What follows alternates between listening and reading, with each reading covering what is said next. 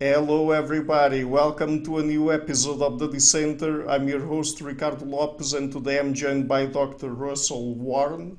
He is Associate Professor of Psychology at Utah Valley University. Dr. Warne is the Associate Editor for the Journal for the Education of the Gifted and serves on the editorial boards for Intelligence, the Journal of School Psychology, Gifted Child Quarterly, and the Journal of Psychoeducational Assessment.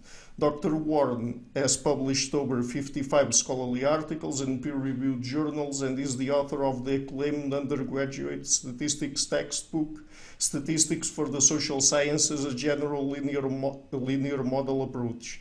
His next book is In the Know, Debunking 35 Myths About Human Intelligence. So, Dr. Warne, thank you a lot for taking the time to come on the show. It's a pleasure to have you on. Oh, you're welcome, Ricardo. I'm happy to be here.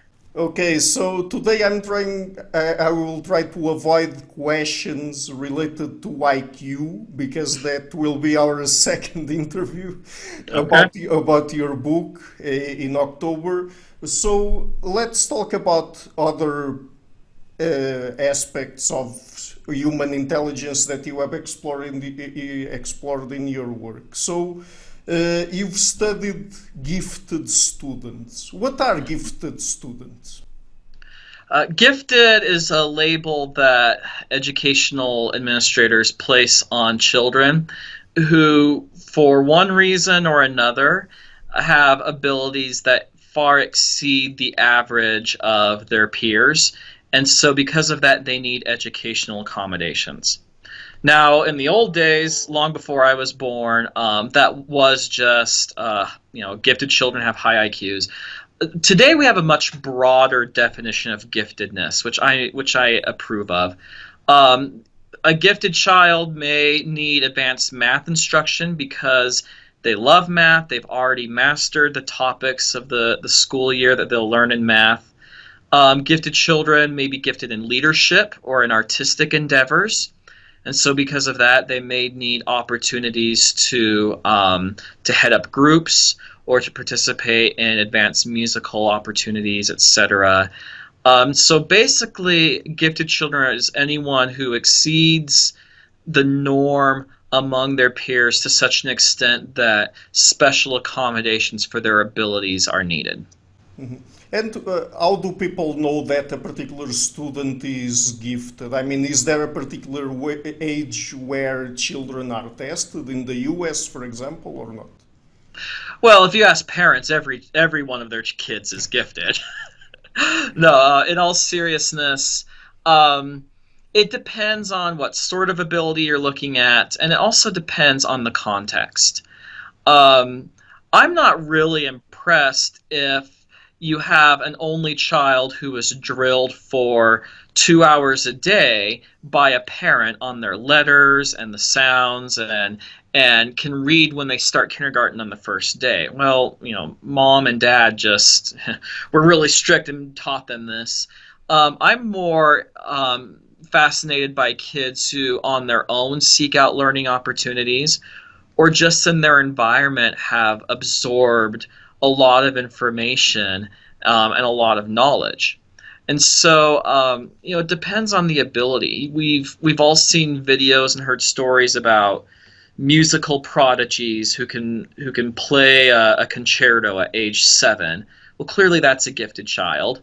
But maybe a child who has a passion for history, maybe this isn't apparent until a much older age when the typical elementary school or middle school curriculum covers material that they already know about world history, and we need to step up the instruction for that child so they can explore at a deeper and a broader level. So it depends on the context, depends on what accommodations we're going to make for the child. And so I feel like I haven't answered your question by saying it depends on so much, but you don't identify a chess prodigy the same way you identify a child who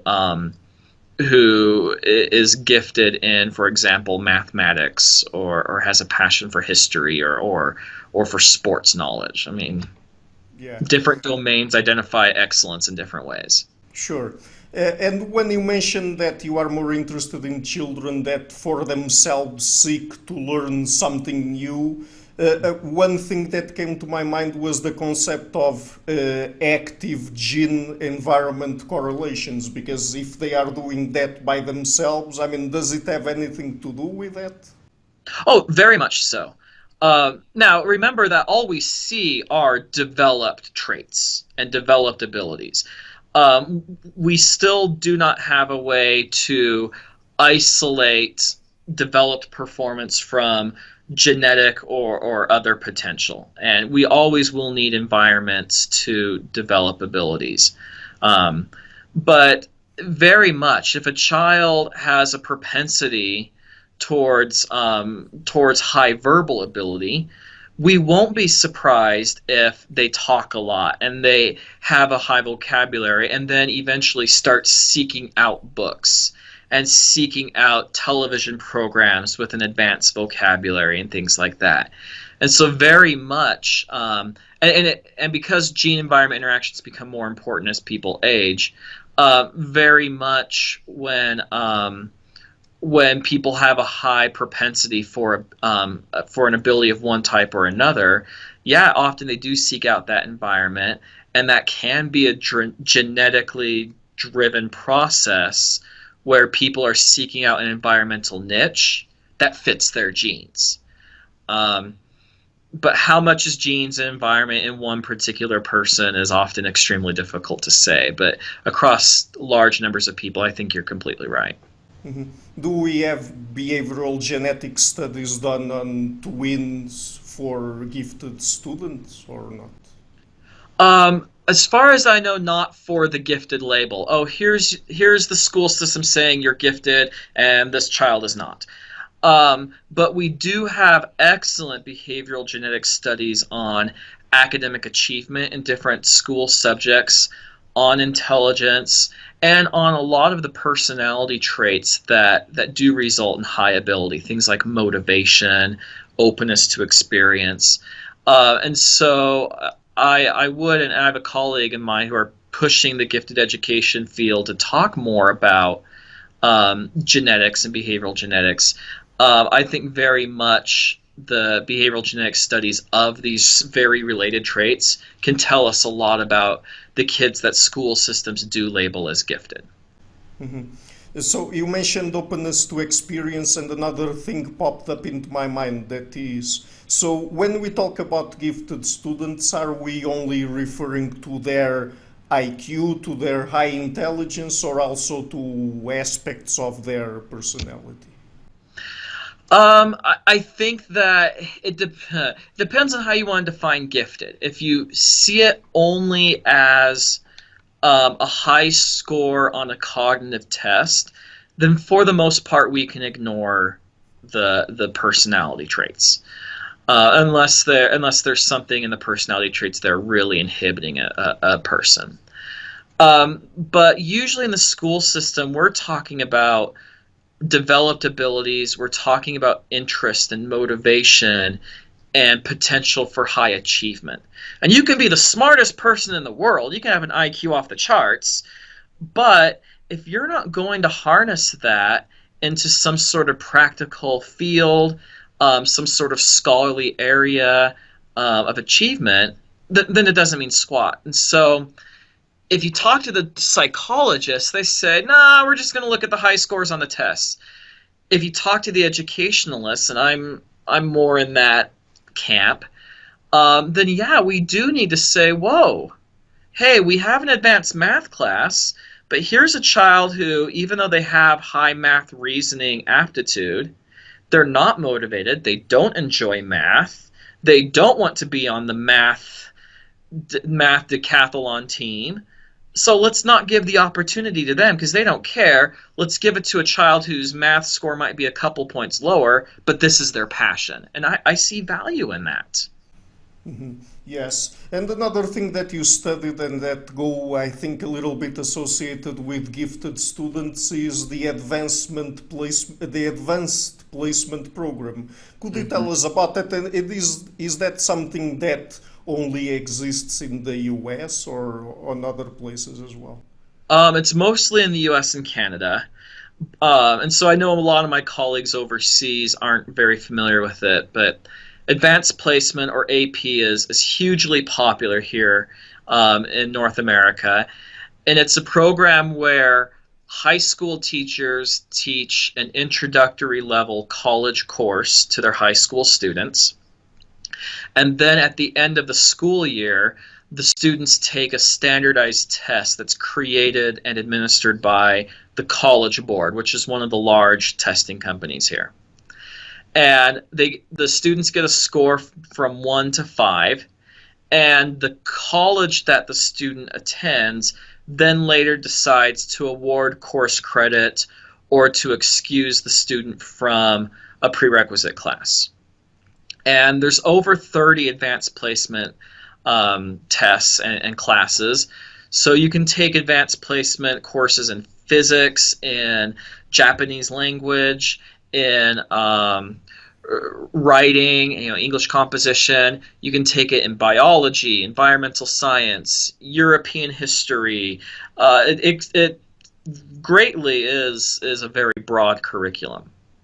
And over 2.5 million high school students every year take these tests, and even more are enrolled in the classes.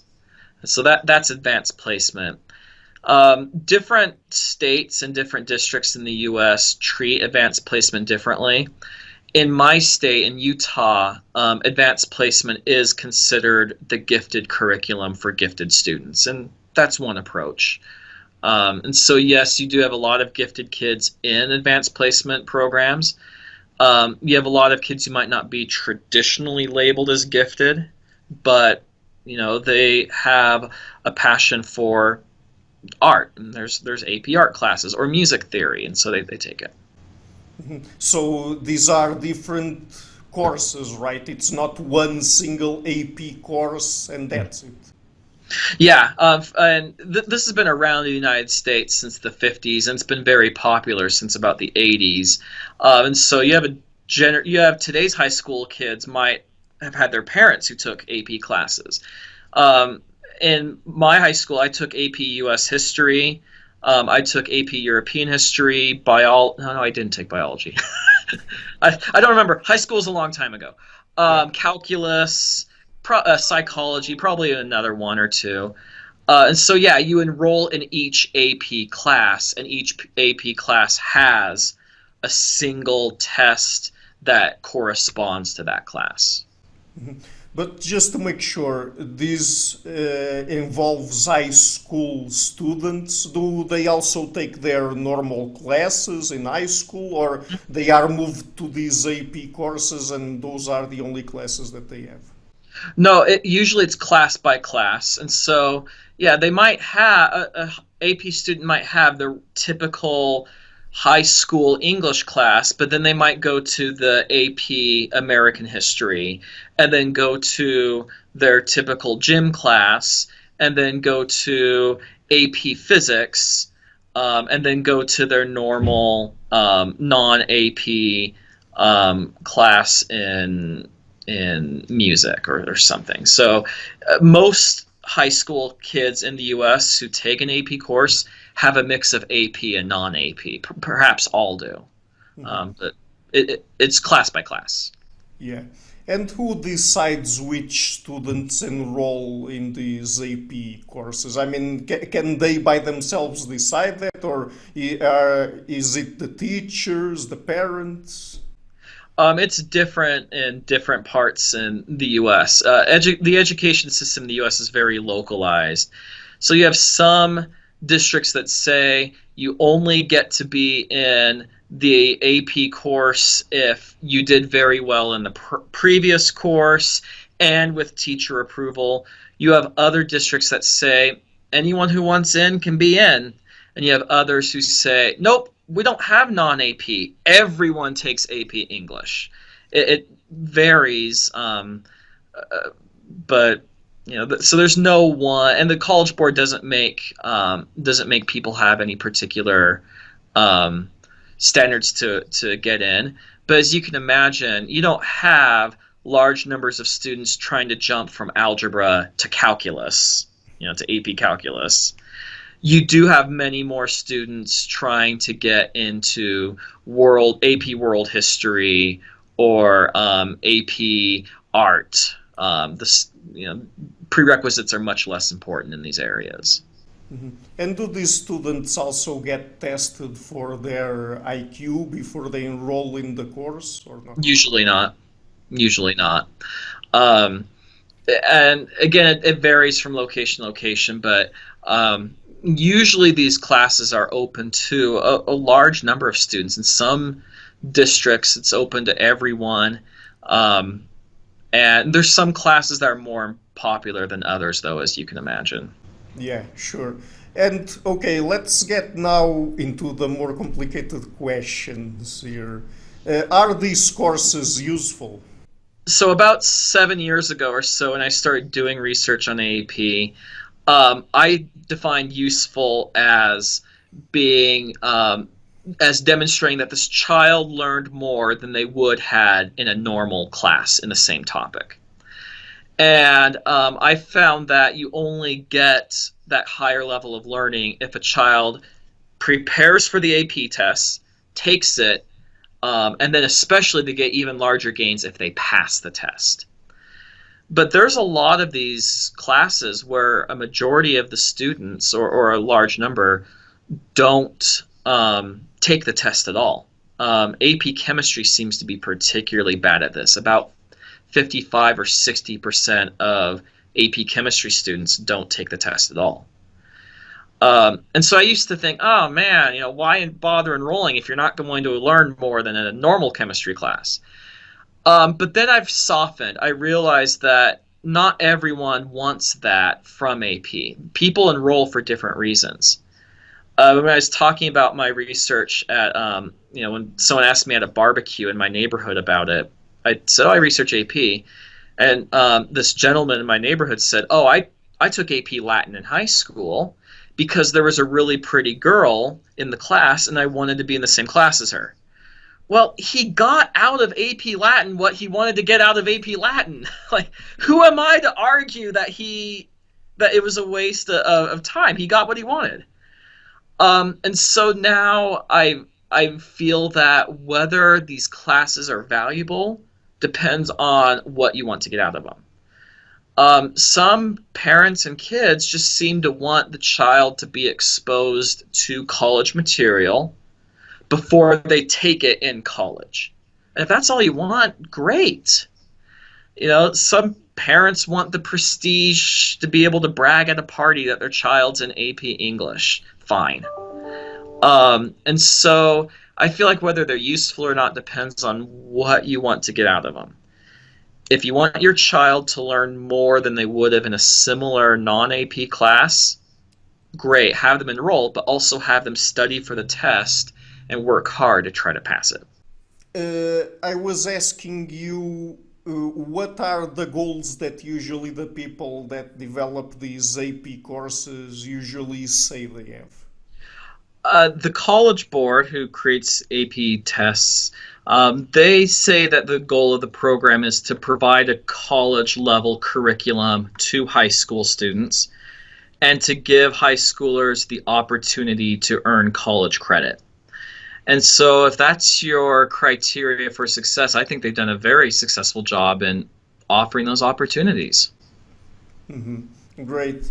And talking just about if the students acquire more knowledge or not, or if they get some benefits in terms of their intelligence, I don't know, because since we are talking about environmental factors here, perhaps it could have some influence. Do students get those kinds of benefits from these AP courses or not? The best I can tell is that if students are merely sitting in an AP class, they do not learn any more than they would have in a non-AP course in the same topic. The students seem to get academic benefits if they study to take the AP test, and then especially if they pass it. And so it seems to be the test is the active component, or at least preparing and studying for the test is the active component. Mm-hmm. Because not all students take the test. Is Yeah, that it? yeah. How many do or don't take the test varies from AP topic to AP topic. Like I said before, chemistry, over half of students in AP chemistry don't take the test. Most students in calculus do. About 75% do. So it depends. But yeah, every topic has some students who don't take the test. So the students that get most of the benefits here are the ones that take the test. Yep, take it, and especially if they pass the test. Also, Which if they should, pass the test. yeah, which shouldn't surprise you because it's an academic achievement test that measures how much they learned on the topic. And is it the case that students who are higher in IQ get more benefits from these, or do you know anything about that? I don't know anything about that. For I'm sure there's some AP with over 30 tests, 30 classes. There's probably some where smarter students get more benefits, but I don't know the details of that. I don't know that anyone's researched it. And I think for most of these classes, interest and motivation are probably going to be more important ingredients because some kids are willing to put in a couple more hours of studying each week if they really like a topic. Whereas we probably have some restriction of range, and probably a lot of kids in an AP class are probably roughly similar levels of intelligence. So I think that probably among enrolled students, a lot of those non-cognitive variables are going to matter more, especially for things like music theory and art, and even some academic topics like history. So are these AP tests also considered standardized tests, like, for Oh yeah, example, the IQ tests? yeah. AP tests though are group administered. It's always tied to the curriculum in that subject that the College Board says will be covered by the test. But they are standardized for a given year. Almost every child receives the same test questions, receives the same essay prompts, and these tests are even administered on the same day nationwide. So is it possible to use the scores to predict educational achievement in college, for example, or not? Yes, there haven't been a lot of studies on that, but yes, students who score higher on an AP test tend to also do better in college compared to other AP students who didn't score as high. Um, the the relationship is higher for students majoring in the topic that they took the AP test in. So, for example, comparing AP physics scores among physics majors, that tends to be a stronger relationship. But if you're just lumping all 30 AP tests into one and seeing who graduates or what the GPAs are in college, the grade point averages, you get weaker relationships. AP tests are not equally difficult. College majors are not equally difficult.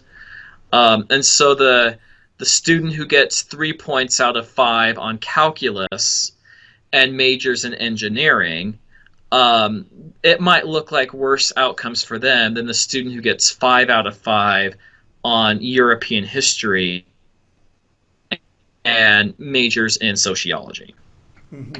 Yeah. And could you tell us, I should have asked this question earlier, but what are standardized tests? I mean, what is something that qualifies as a standardized test? And I'm asking you this because, I mean, whenever people talk about tests that measure intelligence or academic achievement in some way, they immediately start talking about biases in standardized tests, and they say that they don't measure anything real, they only measure the ability of the students to answer those kinds of questions and things like that. So. Um, in a psychology sense, if you look across all of psychology, a standardized test is just a test that has a standardized format, time limit, content, and scoring procedure. Um, in education, we tend to think of them more as being aptitude or achievement tests. Um, but from a psychologist perspective, um, personality tests, mental health tests, they're standardized tests also. Usually when we're talking about them in an educational environment, though, we are talking about end-of-year tests, like what we see for accountability purposes, or what they have in some countries like Germany, a standardized test to determine what type of high school you can go to. Singapore does that too. In the U.S., we usually do them at the end of the year to see what the child's learned. And usually we give the same questions to all the students. They get the same time limit, etc. Standardization only refers to test format, scoring, content, time. And yeah, standardized tests, they're everyone's favorite whipping boy. And I see why. They're not fun to take. Everyone can think of one test at least that they did poorly on in school, and it feels like you're filling out a bubble sheet or you're clicking answers on a computer, and then a black box spits out a score that determines your future. People don't like that. I get it. And teachers don't like it, especially when the test is used to evaluate the teachers and how good they are at their jobs, which I disagree with. But it's funny. The AP program is hugely popular, and it's fun to listen to teachers complain about standardized tests. They don't work. They're biased. They don't. They're designed for standardized minds.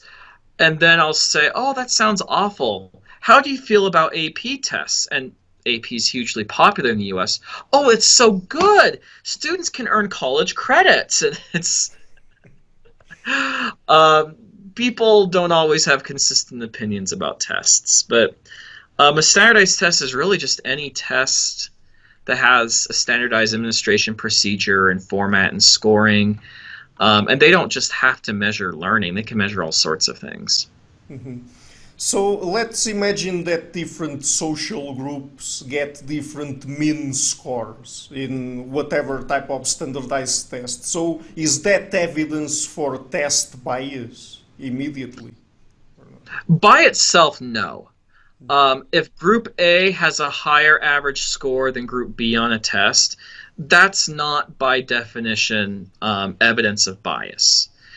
It might be evidence that we need to look to determine whether there's bias. It might be a strong indication that we should research whether there's bias in the test. But the scientific definition of test bias is that it occurs when you have two people from different demographic groups who have different scores solely because they belong to different demographic groups. And so, if there's me and then I have someone else taking the test and they're female, in reality, both of us are equal in our biology knowledge. But if she gets a higher score solely because she's female, when we have equal biology knowledge, then the test would be biased. But if in reality she knows more about biology than me, and if on average women know more about biology than men, well, that's not bias. That's just the test functioning exactly how it should. And so mean differences are not by themselves evidence of bias, although they might be an indication that we should look to determine whether there is bias. Mm-hmm. And how do we determine that? Ooh, way more complicated than I could say in a quick video. But basically, we equalize people on whatever trait it is we're measuring, whether it's a personality trait or whether it's motivation or a mental health trait or academic knowledge or whatever. And then we determine whether group membership taking group membership into account alters the scores or not. And there's a lot of sophisticated statistical procedures for that. But they require matching people first, people from different demographic groups first, and on on the trait, and then looking to see if the scores differ. That's what they all boil down to. Yeah. And what about predictive ability? So maybe here we're going to talk directly about IQ tests, because I guess it's easier to talk about them. They are the more studied than others. So in terms of the predictive ability, do they have high predictive ability, and in what types of outcomes? It depends on how you measure the predictive validity. So basically, to look for bias with this method, and this is a method that's been around longer than any other. It was first developed in the 60s. What you do for this is you split up groups. Let's say it's males and females, or it's black and white examinees, or it's native English speakers and non-native speakers. Whatever, it doesn't matter what the groups are. And you look at the correlation between the test score and the outcome variable for both groups. And if the correlation's the same, then that's an indication that the test makes equally good predictions for both groups. The problem with that method, even though it's a very popular one, is that that only works if the test is unbiased and the outcome measure is also unbiased. And so if, for example, your outcome is college grades, then if the college grading system is biased against males, or it's biased against black students, or it's biased against tall students or whoever, then that can make the test look like it's not a good predictor. So you have to make sure that your test isn't biased, but your outcome's not biased either. And even then, if one group of students experiences more difficulties, for example, if male students or African American students or someone is more likely to experience financial difficulties in college, then that may show up in lower grades. And so that's not conclusive evidence. And so that's why people since the 70s and 80s have created other more sophisticated measures that better match people across groups and then look to see if there's a score difference. Mm-hmm. Okay, and there are different IQ tests, different types of IQ tests. Is it the case that some of them have more predictive power than others? Oh yeah. Oh yeah. And especially more predictive power for certain outcomes compared to others. And academics is the perfect example of this. If an academic test is extremely verbal, maybe it's an English composition test or a language arts test of some sort, that will predict grades in really verbal topics much better than in other subjects. So a very verbal test that requires a lot of reading and writing, like a reading comprehension test, will predict grades in language arts. It'll predict grades in history, humanities, much better than grades in math and physics and chemistry. That's just the nature of the beast. And so if you want to talk about IQ tests specifically, really strongly verbal tests predict verbal outcomes better.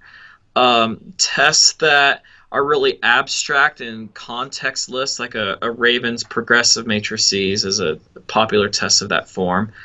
It measures abstract problem solving better, and so it predicts things like law school grades better than it predicts better than it predicts, for example, proficiency in public speaking. So which tests will be better for a specific outcome will vary. Some tests will be better than others. And there will be some outcomes where things that aren't measured by IQ tests are much more important. So I like the what we call in industrial organizational psychology the job assessment perspective, where we look at what tasks the job requires people to do, and we pick a test that aligns with those job tasks. That being said, for almost every life outcome, IQ will correlate positively with beneficial outcomes and negatively with negative outcomes. But which tests will be best, which outcomes will correlate strongest, are going to vary. So, in calculating IQ or determining IQ, we have different types of subtests, and they have different weights in terms of at the level of the calculation, let's say. So, is that relevant here? I mean, because we get a final score like 130, 150, or something like that. But if we break down into the different scores that we add in the different subtests, does that give us more predictive power? Like, for example, if I have higher verbal IQ than math IQ or something like that? Let's say you're giving a Wechsler test, which has, depending on which one you give and whether you give the optional subtests, 10, 12, 15 subtests. Those individual subtests don't have very much predictive validity. Where IQ tests get their predictive validity is the score that's drawn from across many tasks and many subtests. But most of these tests do give a verbal IQ, a nonverbal IQ, and a global IQ. And that verbal and nonverbal IQ will be drawn from roughly half the tests. And the global IQ will be drawn from all of them. If we get those IQs from a large number of tests, like the half the subtests, then yes, we do get some very good predictive validity, especially when the outcomes align with what the test format is in some way. And so we see this, for example, in giving tests to, like SAT tests, to teenagers. You get a math score and you get a verbal and an overall score on the SAT. Well, surprise, surprise, people who do better on math than on verbal tend to major in subjects that require a lot of math ability, like English like engineering and chemistry and physics and science and math and etc. And they do better in those topics. And then people who do have higher verbal scores than their math tend to major in the social sciences, humanities, and they tend to do better in those topics. And so if there's alignment between the test content or the general area that the test measures and the outcome, then yes, we can get a lot of really good predictive validity from that. But unsurprisingly, SAT math scores don't predict the GPAs or the college success of humanities majors. And SAT verbal scores do not predict very well the success of engineering majors, but that's fine. Yeah. Do we know if, let's say that someone has higher verbal IQ or non-verbal IQ, is it the case that their interests are aligned with the highest score that they have? I mean, is it that there are aspects of their personality in terms of interests that match the fact that they have that kind of higher IQ? Academic interests tend to, yes, fall across academic strengths. And that shouldn't surprise you, because if you really are interested in math, you'll pay attention in math class. You will practice the problems. You won't flake out on your homework. And so ability tends to feed into interest, which then tends to feed into ability. You get the cycle. But for every college major, for every intellectual field, for every job, there's things besides academic interests that matter.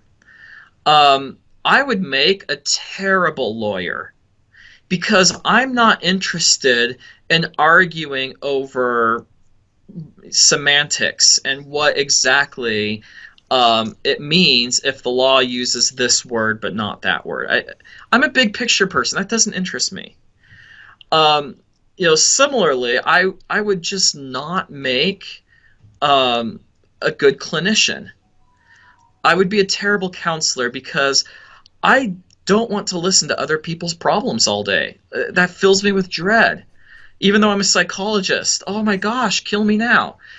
And so even though I might maybe or maybe not have academic aptitude in those areas, if you're not interested in helping people in a counseling situation, if you're not interested in arguing over semantics, then you're not going to do very well in these areas. So you not only have to have the ability and the academic interest, but the values and the non-academic interests of a job also matter.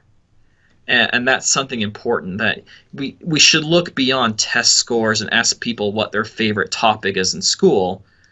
We should ask people, whoa, do you want to be an entrepreneur? Let's talk about what that means. Do you want to be interacting with people all day? Let's talk about what careers require that. Yeah. And since I asked you about interests and aspects of personality, there's that domain of personality from the Big Five that is called openness to experience. And I read some studies that at least point to a correlation between IQ and openness to experience. Is that correct? Yep. Yeah, it's not an extremely strong correlation, but it's there. And on average, smarter people tend to be more willing to try new experiences, be exposed to new ideas, visit new places, try new foods. Yeah, it's a correlation that's been replicated several times. Yeah, because I had Colin DeYoung on the show, and we talked about the two different aspects of openness to experience, and one is interest in ideas and interest in aesthetics, and it seems that IQ correlates more with interest in ideas than aesthetics, Yep. right? Yep, definitely. Yeah. So moving to another topic now, what is domain general cognitive training?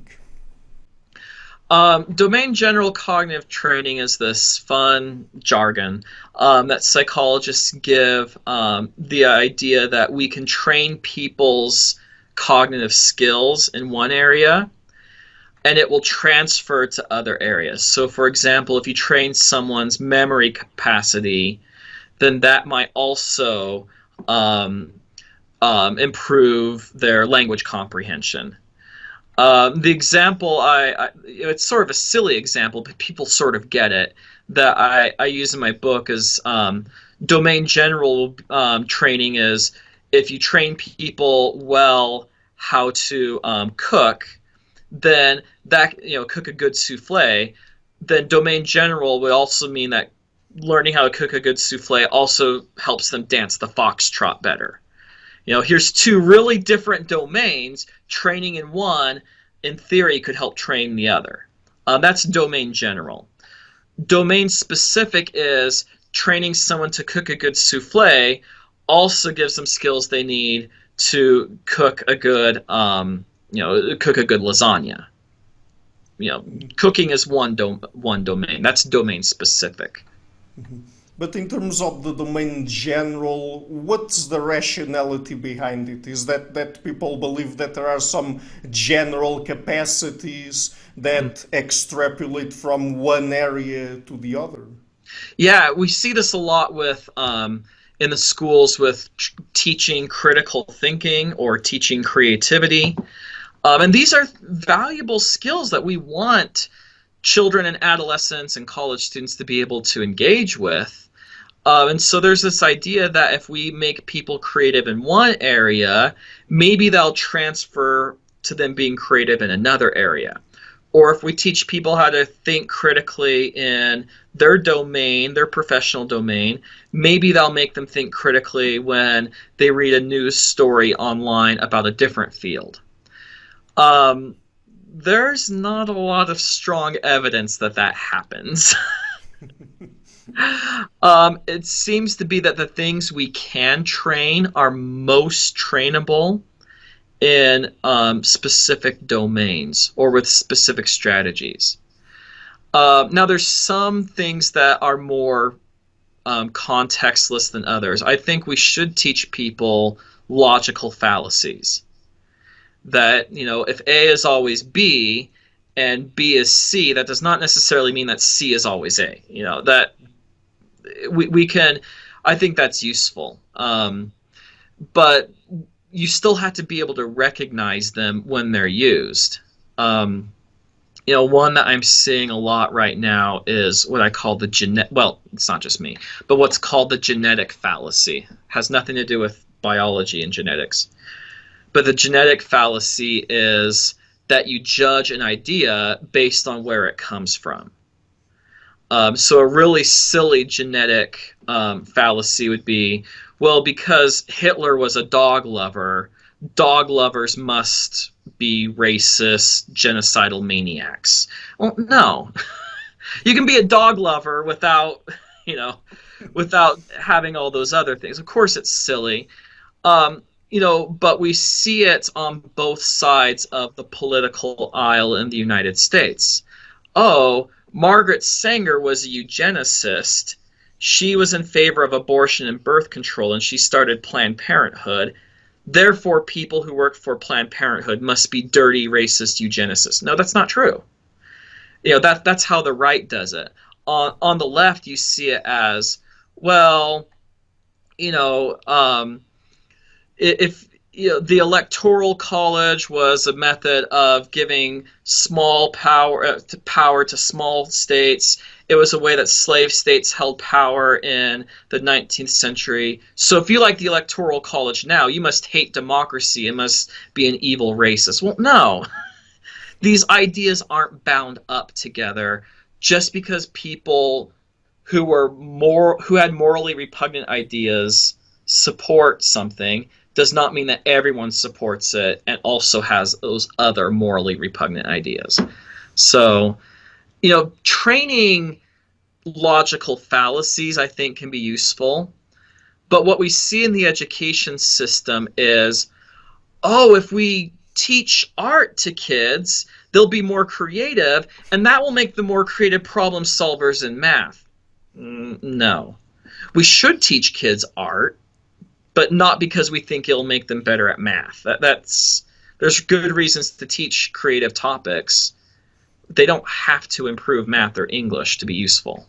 So I think that we're best if we teach the specific skills. Well, what do we mean by critical thinking? Let's teach logical fallacies.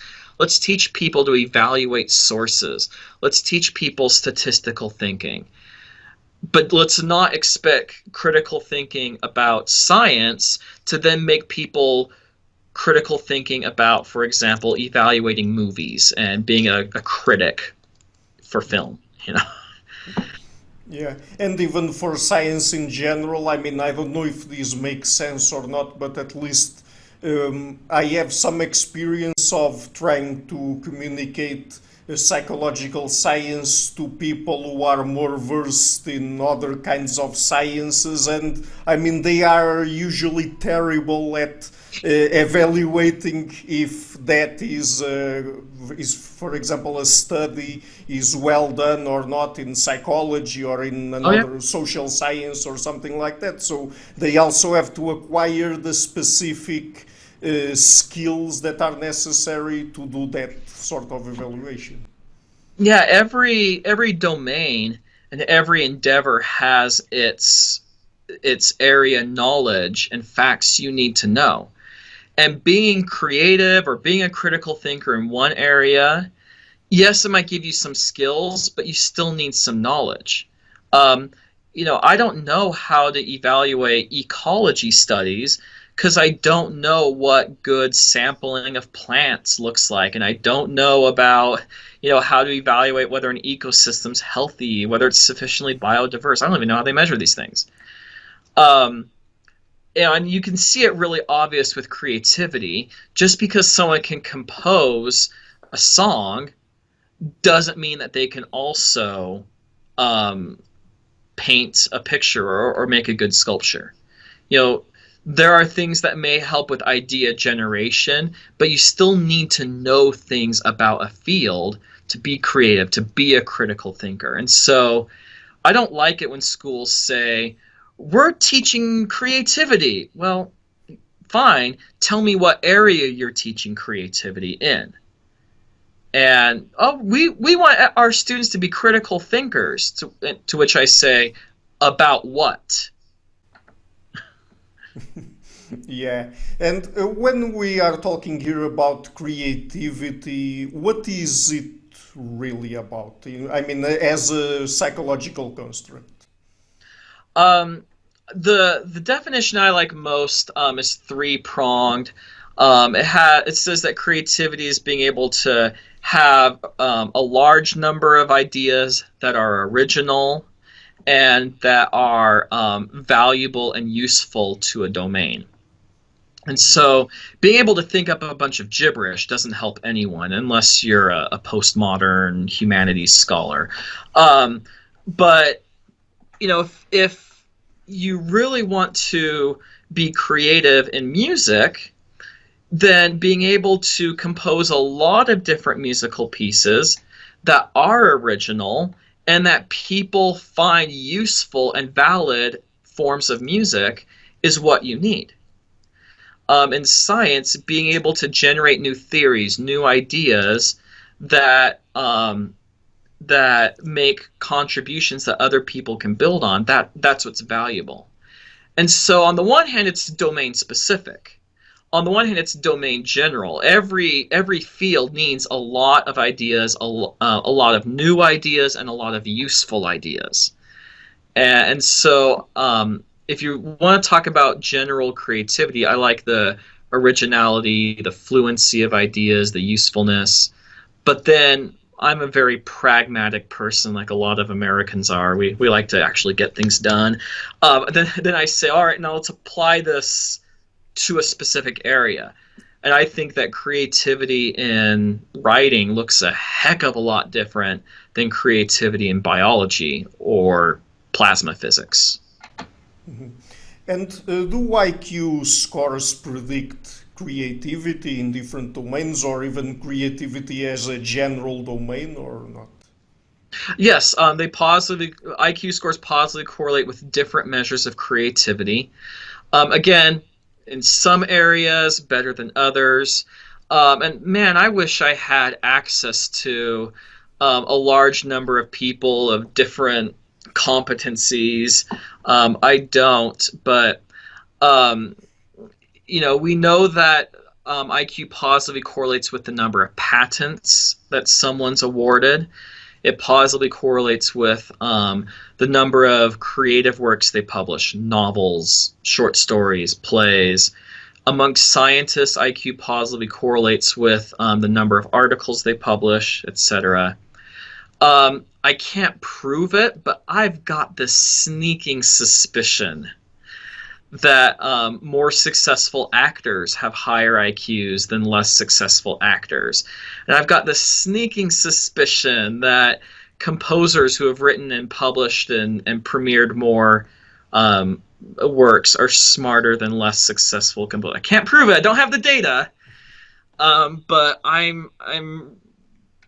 it would be extremely surprising, and it's my working hypothesis. And I wish that I could spend a month in New York City just giving IQ tests to 1,000 actors of varying levels of success and fame and prestige, and I'm sure there'd be a positive correlation. I just can't prove it.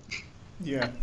So, talking about critical thinking, do you think that people should teach that in schools? I mean, is it useful in any way or not?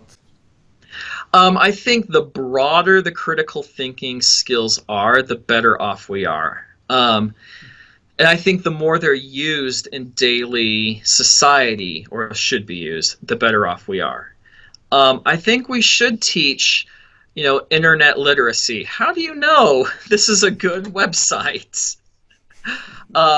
I think we should teach, about evaluating ideologically driven thinking, logical fallacies.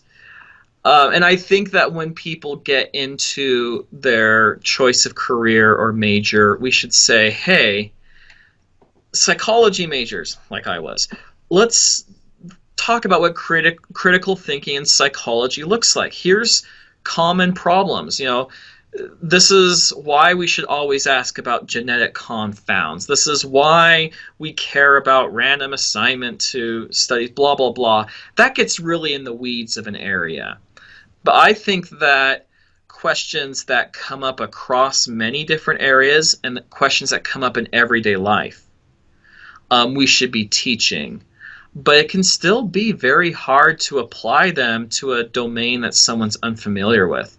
I don't know what critical thinking in automotive repair looks like because I don't know anything about it. And I really have to trust my dentist and my mechanic and other people who are experts in the area. I'm not. But I still think we should get people saying, whoa, whoa, whoa, when you hear a candidate speak during election season, what are common logical fallacies? And should we avoid an us versus them mentality, and et cetera, et cetera, et cetera. Mm-hmm. Yeah, because I guess that, and this is also my personal experience, but sometimes it seems to me that people who say that people should be more critical or should be critical thinkers. I mean, when people that are not knowledgeable of a certain area try to be critical, what they come up with are critiques that most of the time don't make sense because they don't know even the basics of that specific area. Oh, yeah. And we're seeing this now with the coronavirus pandemic. Suddenly, everyone who can look at a graph thought that they were an epidemiologist or a public health expert. And I was being driven crazy in the U.S. in March, April, May, when states like mine were doing very well. And in New York, there were 1,000 deaths, hundreds of deaths every day. And people in New York City were tearing out their hair that these states in the West and the South were still open. And I wanted to say, buddy, we don't have the population density you do on the East Coast. You don't, but everyone thought that they were an expert overnight. And you do need domain knowledge to start thinking critically about an area. And these people who are super forecasters, who do try to apply expertise to other areas, they don't just look at some numbers and crunch some numbers. They do reading in areas they're not familiar with before they start trying to make predictions and understand it. And I think that's something we need to do more of. Yeah, because even statistics can be manipulated, or people, if they don't know what they're talking about, they might interpret the same numbers in different ways, and some of them are not correct, right? Oh, yeah. And just there's certain facts that you need to know in different fields. I'm not an epidemiologist, and I'm not an expert, but to me, this COVID thing, one of the first facts that came out was that it impacts different age groups in different ways. And I thought, well, so do other diseases. There's some diseases that are more deadly in childhood than old age and vice versa. And so, I live in the youngest state in the U.S., Utah. Our median age is something like 32. It's a really young state. Over a third of my county is under 18. And so I wasn't worrying as much about COVID deaths because my state's too young to really have huge numbers of people die. But New York's one of the oldest states in the country, so is New Jersey.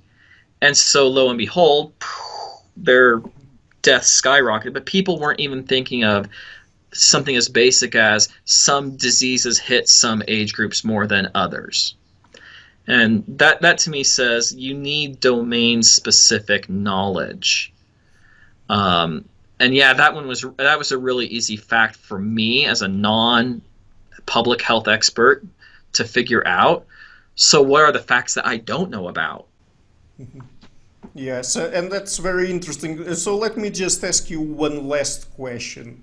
Since you mentioned that probably we should teach more statistics in school because that's an important tool nowadays, and even more so for people that work in the sciences and stuff like that. I mean, should it also be domain specific? Because, for example, you wrote a statistics textbook for the social sciences. Should it be domain specific or not?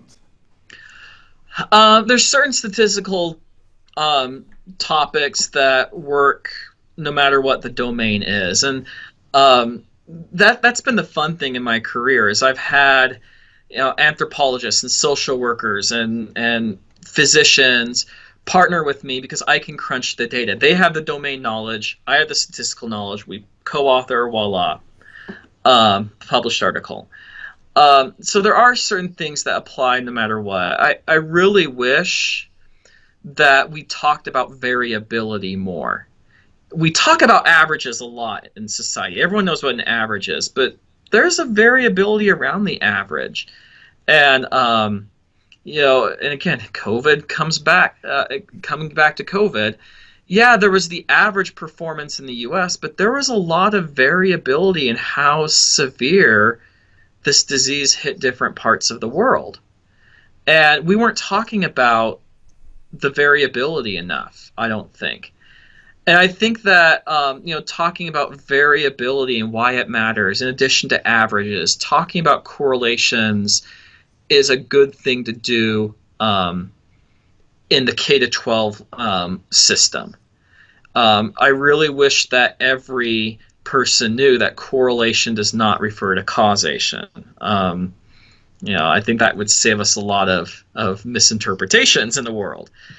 But then at some point you do have to start having the domain-specific knowledge and start applying it to areas.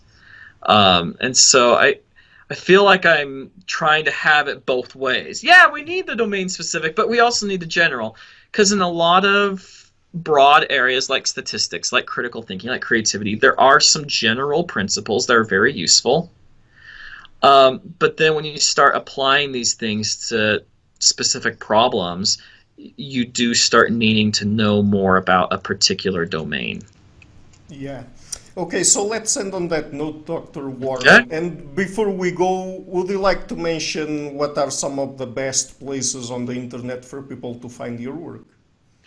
My internet website is russellwarne.com. That's russellwarne.com.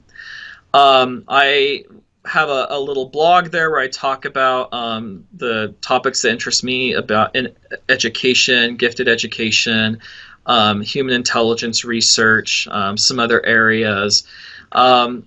You can access my articles there that are available online, and you can contact me.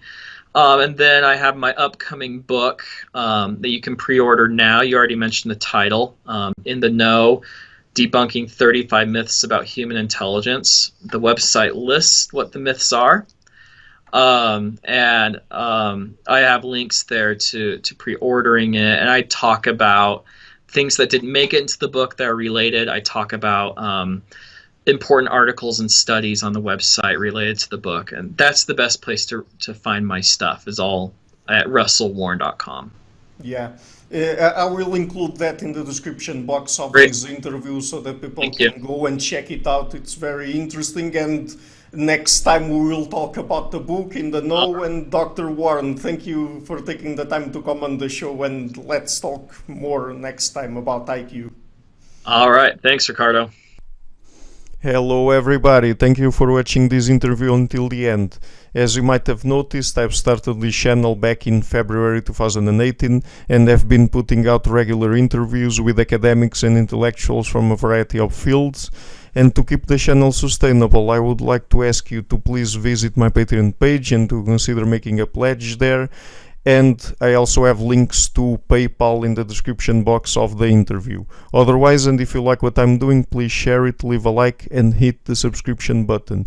I would also like to give a huge thank you to my patrons and main supporters, Karen Litske and Blanchett, Perga Larsen, Lau Guerrero, Francis Ford, Hans Frederick Sunda, Ricardo Vladimiro, Greg Healy, Adam Castle, Olaf Alex, Jonathan Wiesel, David Diaz, Anian Kata, Jacob Klimpy, Matthew Whittingbird, Arno Wolf, Tim Hollacy, Enric Alenius, John Connors, Paulina Barron, Philip Force Connolly, Jerry Mueller, Herbert Gintis, Rutger Voss, Bo Weingard, Rebecca Newberger Goldstein, Dan Demetri, Robert Windiger, Rui Inácio, Arthur Coe, Marco Neves, Max Belby, Colin Holbrook, Susan Pinker, Thomas Trumbull, Bernardo Seixas, Pablo Santurbano, Simon Columbus, Jorge Espinha, Phil Kavanagh, Corey Clark, Mark Blythe, Roberto Inguanzo, Michael Stormir, Eric Neumann, Samuel Andreev, Tiago Nunes, Bernard Hugney, Alexander Dunbauer, Omari Hickson, Felicia Stevens, Fergal Cusson, Evan Bodrenko, Hal Herzog, Nuno Machado, Don Ross, João Alves da Silva, Jonathan Leibrant, Oslam Bullitt, Nathan Nguyen, Stanton T, Samuel Correa, Eric Hines, Mark Smith, J.W., João Eira, Tom Hummel, Sardus France, David Sloan Wilson, and Yacila Deza Araújo. My producers is our Weber, Jim Frank, Lucas Stafiniak, Dr. Ian Gilligan, Sergio Quadriano, Luís Caetano, Matthew Lavender, Tom Vanagdam, Curtis Dixon, João Linhares, Benedict Mueller, Vega Gidi, and my executive producers, Michel Rugieski, Rosie, and James Pratt. Thank you for all.